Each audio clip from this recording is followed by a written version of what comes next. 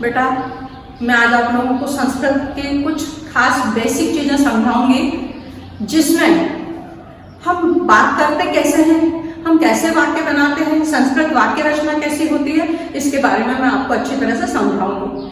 संस्कृत प्राचीन भाषा है, देवताओं की भाषा है। उस समय इसलिए देवता आपस में बात करते थे, इसलिए इसे देववाणी भी कहते हैं। आज संस्कृत को समझने के लिए सबसे पहले हमें यह समझना है कि संस्कृत इतनी विस्तृत भाषा है, इतनी बृहद भाषा है कि एक एक शब्द के लिए इसके लिए अलग अलग शब्द होते हैं। जिस तरह से हम हिंदी में पढ़ते हैं एक वचन, बहुवचन, संस्कृत में पढ़ते हैं, इंग्लिश में पढ़ते हैं हम फर्स्ट पर्सन, सिंगुलर और प्लूरल, उसी तरह से संस्कृत भाषा में 3 वचन होते हैं, एक वचन, द्विवचन और बहुवचन। एक वचन के लिए अलग वाक्य होगा, द्विवचन के लिए अलग वाक्य होगा, बहुवचन के लिए अलग वाक्य होगा। जो ये अच्छा, मैं आपको ये भी बता दूं कि शब्द संस्कृत में जो कर्ता होता है वो 7 विभक्तियों में चलता है। कर्ता मतलब करने वाला, जैसे राम, तो राम यदि पढ़ रहा है तो हम बोलेंगे रामः पठति, और इसका संबंध होता है क्रिया से।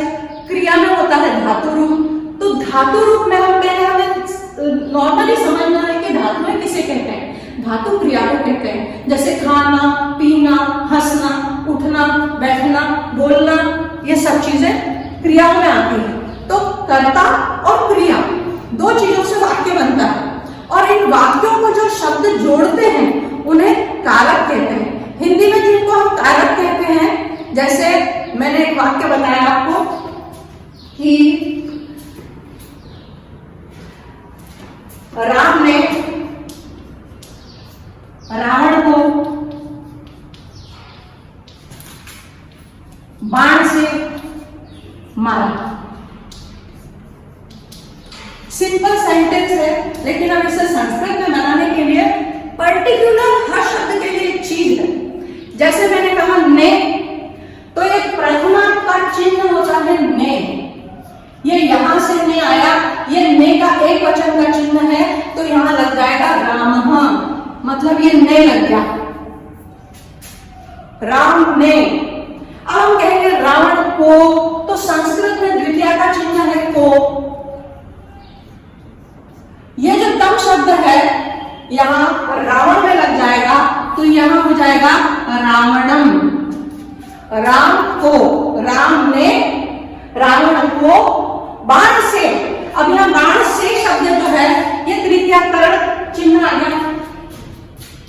कर्ता ने कर्ण को कर्म से, कर्ता ने कर्म को कर्ण से ने के द्वारा, यहां पे 3 चिन्ह होते हैं, से ने के द्वारा, ये तृतीया के 3 चिन्ह हैं। तो बाण के द्वारा, राम ने रावण को बाण के द्वारा मारा। यहाँ जो से चिन्ह है ये इनडायरेक्टली के द्वारा बता रहा है, इसलिए यहाँ पे शब्द आ जाएगा, तृतीया विभक्ति लग जाएगी तेल। तेल विभक्ति अब रावण शब्द में कैसे लगेगी? तेल का आखिरी जो शब्द है बाणेन, ए शब्द लग गया, ये तेल का क हट गया और ए न लग गया यहाँ पे, तो राम रावणम बाणेन। अब यहाँ पे क्रिया है, ये धातु इसको मतलब क्रिया कहते हैं, इसी से सेंटेंस हमारा कंप्लीट होगा। तो मारा, मारा शब्द की जो संस्कृत है वो है हन धातु, हन यानी मारना, और मारा है भूतकाल क्रिया है, तो अहनत, यहाँ पे भूतकाल की क्रिया लग जाएगी अहनत, मारा। राम ने रावण को बाण से मारा। अब हम यहाँ पे छोटे छोटे सेंटेंसों के द्वारा देखेंगे, ये मैंने आपको काफी बड़ा सेंटेंस बता दिया है, और अब हम छोटे छोटे सेंटेंसों का आएंगे। जैसे मैं कहूं राम पढ़ता है, बिल्कुल सिंपल, 6ठी कक्षा में इसी तरह से पढ़ाया जाता है। 6ठी कक्षा का बेस है कि हमें कर्ता और क्रिया की जोड़ी आनी चाहिए। कर्ता क्रिया की जोड़ी यदि हम नहीं समझते हैं, कर्ता मतलब शब्द रूप और क्रिया मतलब धातु रूप, धातु रूप में हम ये क्रियाएं जोड़ देंगे तो यहाँ पर हमारे वाक्य पूरा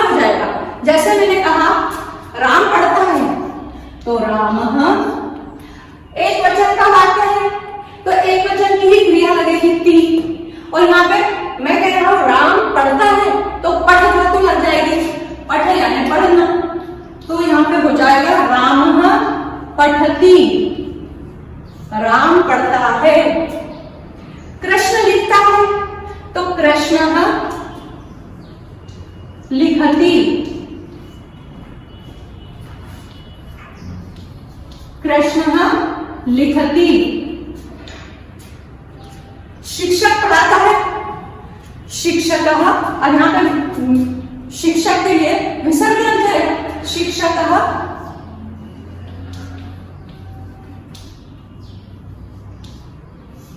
पढ़िया ने पढ़ाना होता है, लेकिन पढ़ा रहा है तो पाठयति, शिक्षकः पाठयति, शिक्षक पढ़ाता है।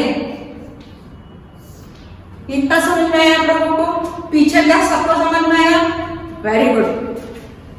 अब हम आगे देख रहे हैं कि ये तो हमने एक वचन के वाक्य देख लिए, अब हम द्विवचन के वाक्य देखेंगे।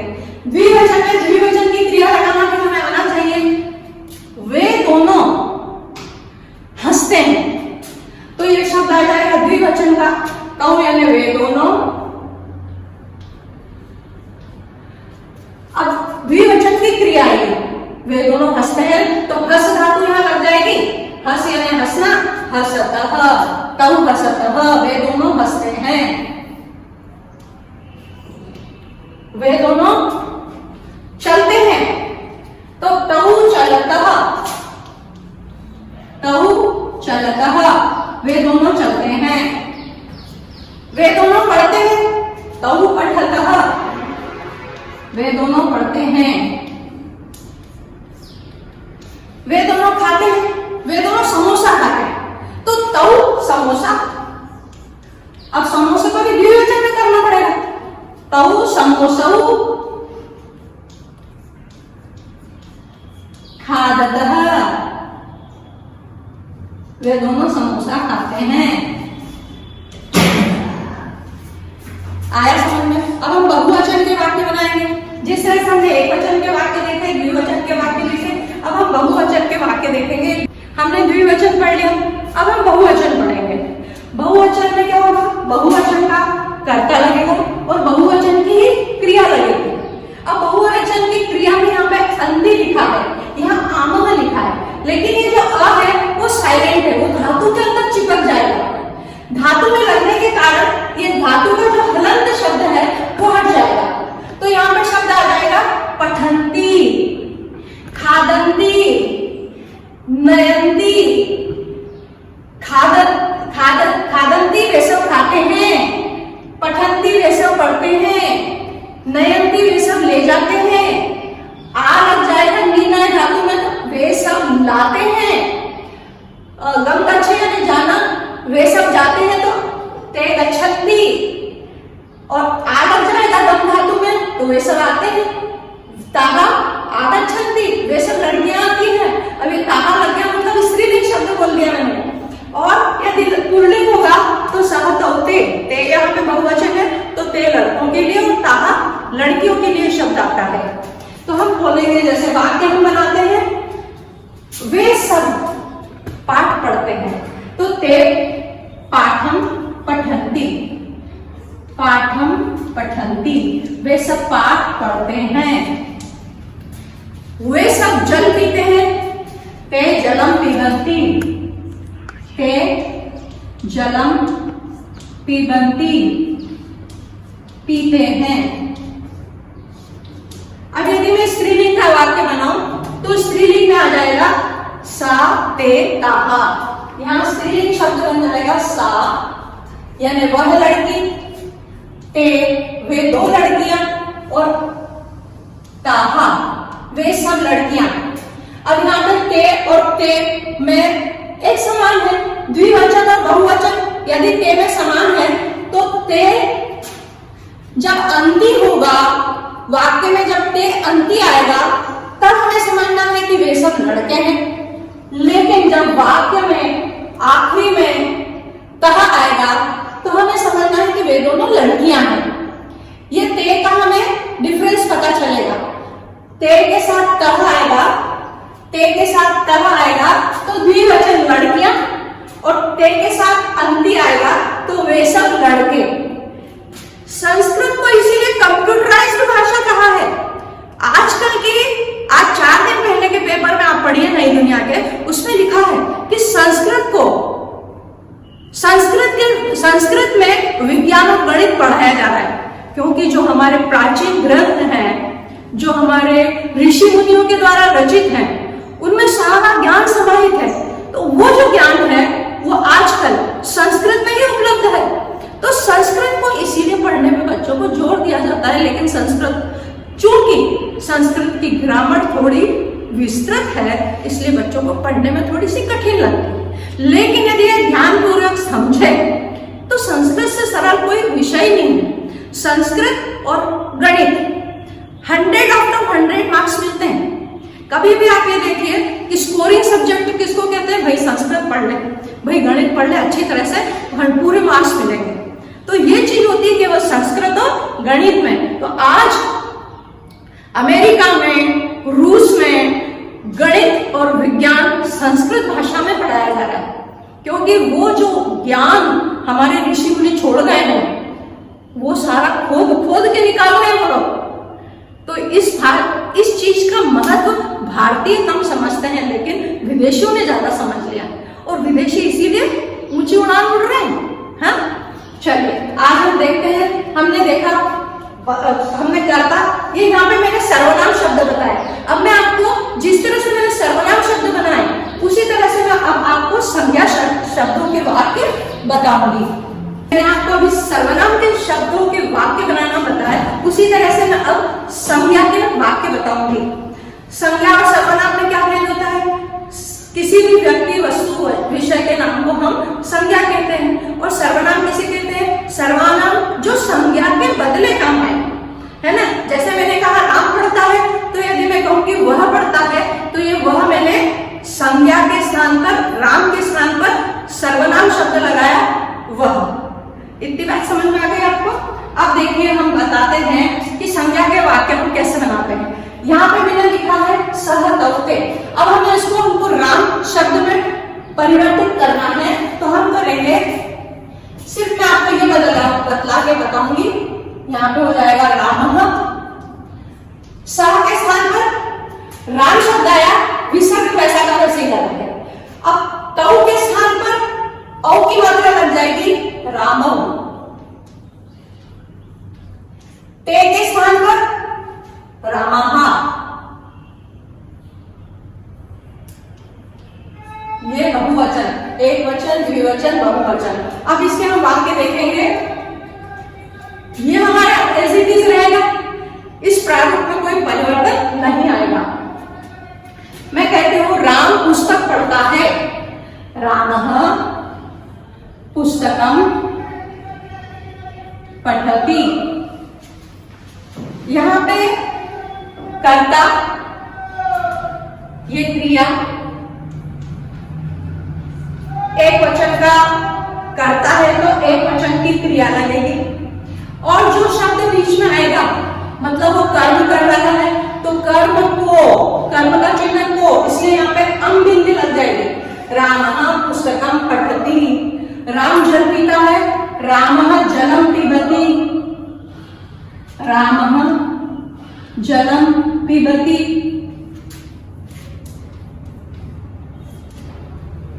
राम बच्चे के साथ खेल रहा है, तो बच्चे के साथ यहाँ पे तृतीया लग जाएगा से।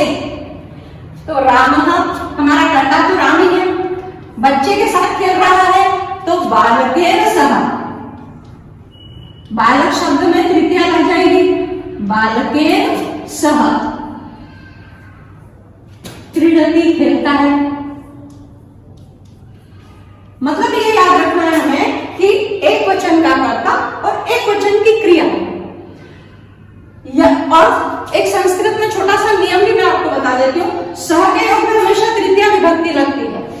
रामेण सह सीता गच्छति, राम के साथ सीता जा रही है, तो सीता राम के साथ जा रही है, वहां पे सह के साथ तृतीया लगेगा। ये बात समझ में आई बेटा अच्छी तरह से? चलो हम नेक्स्ट सेंटेंस हमारे द्विवचन की भी बताती हूँ।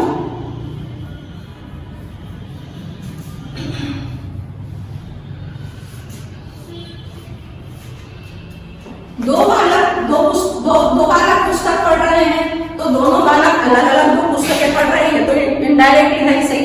तो यहाँ पुस्तकों को पठतः पढ़ रहे हैं, पठतः। द्विवचन का कर्ता तो द्विवचन की क्रिया, ये कर्ता क्रिया यदि हमने समझ ली तो समझ लो हम छठी पास। समझ आया बेटा? अब यहाँ पे हम बताएंगे कि दो राम जलती रहे हैं, तो दोनों राम अलग अलग जलती रहे नेचुरली, है ना? तो दो राम, रामौ जलौ पिबतः, दो राम जलती रहे हैं। दोनों राम हंस रहे हैं तो रामौ हसतः, रामौ हसतः। दो राम बोल रहे हैं, रामौ वदतः, दो राम बोल रहे हैं, रामौ वदतः। वद है बोलना, इतना समझ में आया बेटा? नेक्स्ट हम देखते हैं कि बहुवचन की सेंटेंस, बहुवचन में बहुवचन का कर्ता और बहुवचन की क्रिया। पहले हम सर्वनाम शब्द देखेंगे, उसके बाद संज्ञा शब्द देखेंगे। संज्ञा और सर्वनाम दोनों शब्द में आपको बताऊंगी, पहले बताऊंगी जैसे वे सब हंसते हैं, सरल से हम कठिन की ओर जाएंगे। ते हसंती, सहतौ ते हमने बताया था, तो यहाँ पे हो जाएगा ते हसंती। वे सब लड़कियां हंस रही हैं, ताहा हसंती, ताहा हसंती, वे सब लड़कियां हंसती हैं। अनेक राम हंसते हैं, रामा हसंती, राम हंसते हैं, अनेक राम हंसते हैं। अब अनेक के साथ हमेशा बहुवचन की क्रिया है। इतना आया बेटा? सबको पीछे तक समझ में आया? लास्ट बेंच सबको समझ में आया? Very good.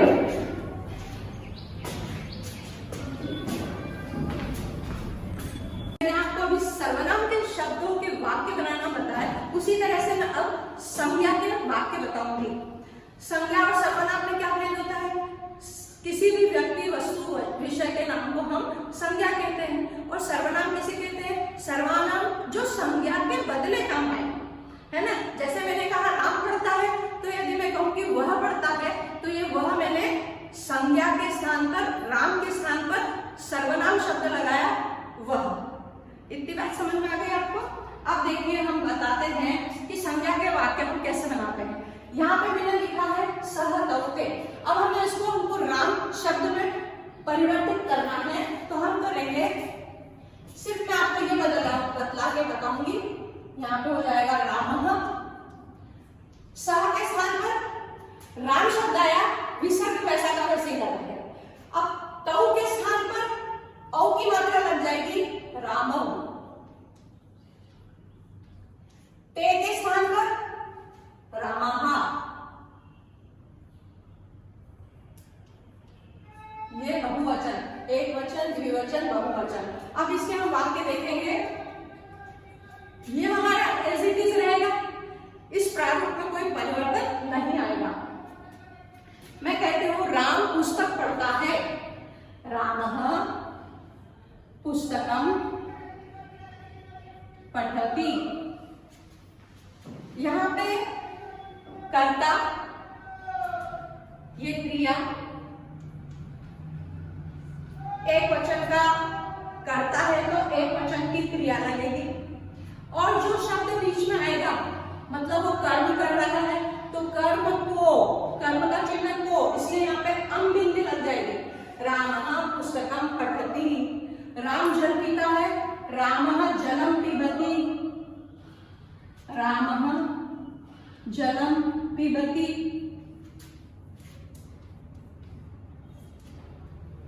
राम बच्चे के साथ खेल रहा है, तो बच्चे के साथ यहाँ पे तृतीया लग जाएगा से, तो रामः हमारा कर्ता तो राम ही है, बच्चे के साथ खेल रहा है तो बालकेन सह, बालक शब्द में तृतीया लग जाएगी, बालकेन सह। क्रीडति खेलता है, मतलब ये याद रखना है हमें कि एक वचन का कर्ता और एक वचन की क्रिया।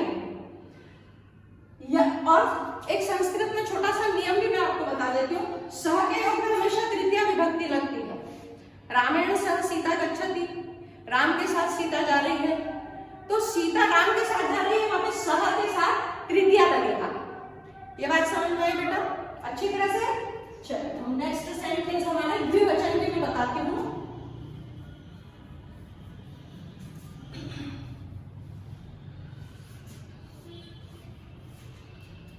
दो बालक पुस्तक पढ़ रहे हैं, तो दोनों बालक अलग अलग दो पुस्तकें पढ़ रहे हैं, तो इनडायरेक्टली है सही। तो यहाँ पे आ जाएगा रामौ, दो राम पुस्तकों, दो पुस्तकों को पठतः पढ़ रहे हैं, पठतः द्विवचन का कर्ता, तो द्विवचन की क्रिया। ये कर्ता क्रिया यदि हमने समझ ली तो समझ लो हम छठी पास। समझ में आया बेटा? अब यहाँ पे हम बताएंगे कि दो राम जल पी रहे हैं, तो दोनों राम अलग अलग जल पी रहे हैं नेचुरली, है ना? तो दो राम, रामौ जलौ पिबतः, दो राम जल पी रहे हैं। दोनों राम हंस रहे हैं, तो रामौ हंसतः, रामौ हंसतः। दो राम बोल रहे हैं, रामौ वदतः, दो राम बोल रहे हैं, रामौ वदतः। वद यानी बोलना। इतना समझ में आया बेटा? नेक्स्ट हम देखते हैं कि बहुवचन की सेंटेंस। बहुवचन में बहुवचन का कर्ता और बहुवचन की क्रिया। पहले हम सर्वनाम शब्द देखेंगे, उसके बाद संज्ञा शब्द देखेंगे। संज्ञा और सर्वनाम दोनों शब्द मैं आपको बताऊंगी। पहले बताऊंगी जैसे वे सब हंसते हैं, सरल से हम कठिन की ओर जाएंगे। ते हसंती, सहतौते हमने बताया था, तो यहाँ पे हो जाएगा ते हसंती। वे सब लड़कियां हंस रही हैं, ताहा हसंती, ताहा हसंती, वे सब लड़कियां हंसती हैं। अनेक राम हंसते हैं, रामा हसंती, राम हंसते हैं, अनेक राम हंसते हैं। अब अनेक के साथ हमेशा बहुवचन की क्रिया है। इतना बेटा सबको पीछे तक समझ में आया? लास्ट बेंच सबको समझ में आया? Very good.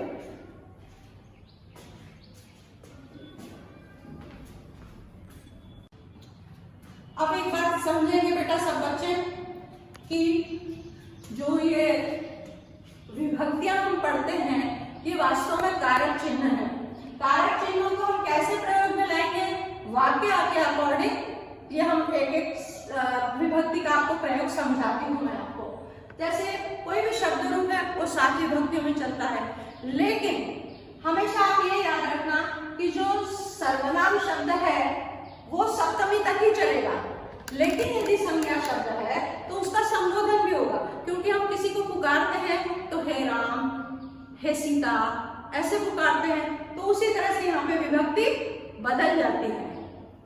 अब यहाँ पे हम देखते हैं कि हर विभक्ति का चिन्ह होता है। जैसे कारक चिन्ह होते हैं, कर्ता ने, कर्म को, करण से, संप्रदान के लिए, अपादान से जो शब्द है यहाँ पर पंचमी विभक्ति का, ये संबंध विच्छेद करता है। जैसे पेड़ से पत्ता गिरा, तो यहाँ से विच्छेद हो गया, संबंध विच्छेद हुआ है पेड़ से पत्ते का, तो यहाँ पे पंचमी विभक्ति लगेगी। जिस तरह से मैंने कहा कि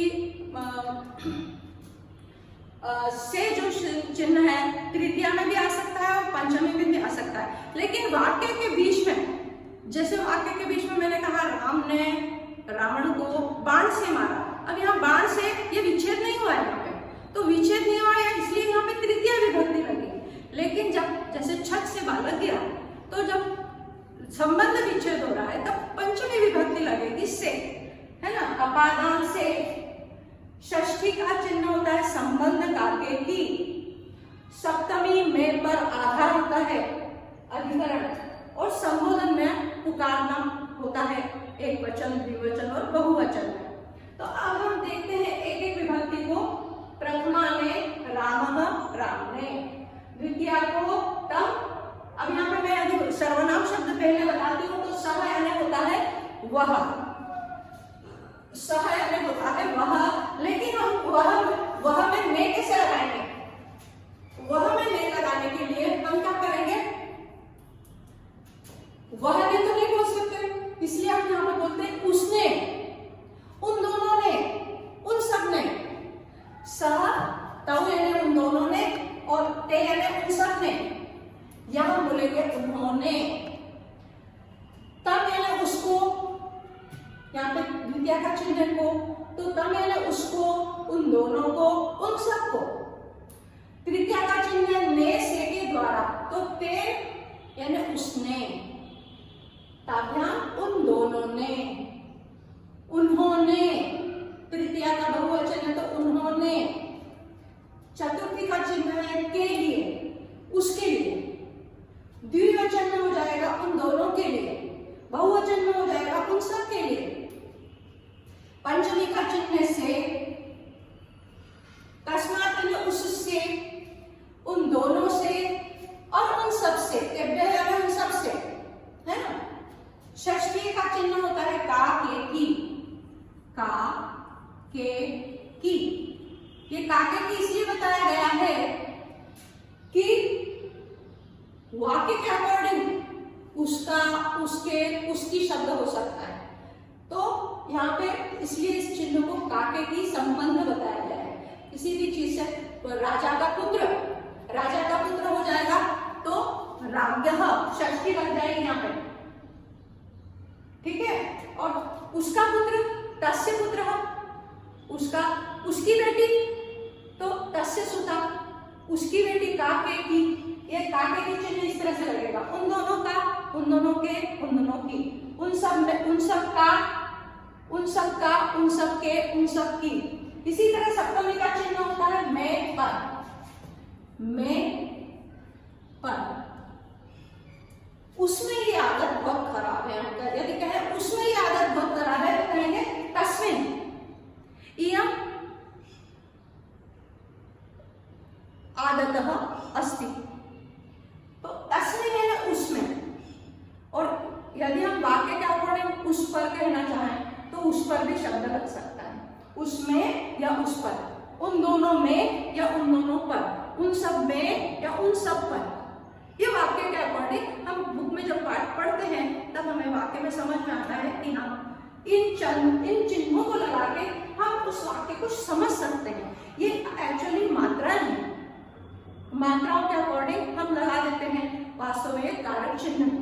कारक चिन्ह हम हिंदी में समझते हैं, कारक किसको कहते हैं, है ना। वाक्य को जोड़ने के लिए जिन शब्दों का प्रयोग किया जाता है उन्हें कारक कहते हैं। तो संस्कृत में ये कारक है, विभक्ति चिन्ह जो होते हैं वो कारक है। इतना समझ में आया? थैंक यू बेटा।